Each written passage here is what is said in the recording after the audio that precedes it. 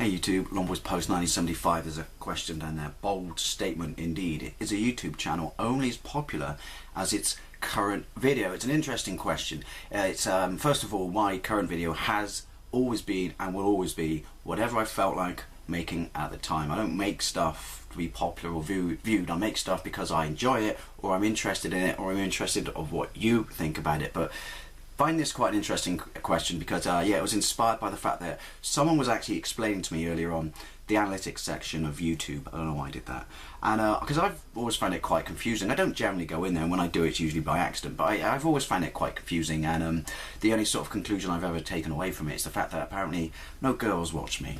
It's my face, isn't it? Sorry.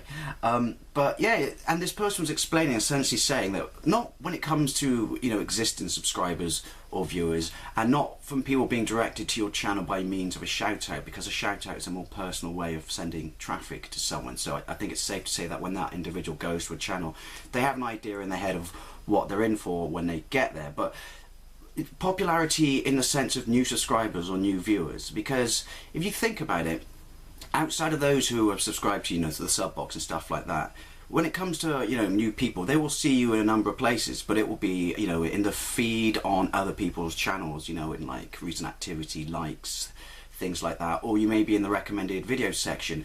But if someone is not subscribed to you, doesn't even know what your channel is about, but is interested in, you know, the title of that video, they will click on it, but they won't watch it, you know, via your homepage. So they will watch a one-off video. They may like it, they may think, hey, this is cool, I want to see more things like this, and they may subscribe, you know, through that video. But without necessarily going to your homepage, they won't necessarily know what your channel is about. So when your next video comes along and it pops up in their sub box, you know, they may click on it and they may go, oh, this is that guy whose previous video I thought was really interesting, and they may watch it and just go, what the hell is this? This is nothing like the previous video. So they may unsubscribe because, you know, they liked what they saw before, and this is completely sort of different, you know, kettle of fish. So this is the bit or the aspect that I like, because they've never been to your channel, they don't have a feel for what you do. So that previous video that you may have done could be, you know, we all do it from time to time, maybe just something you did completely and utterly out of the blue, just something incredibly random for a bit of fun,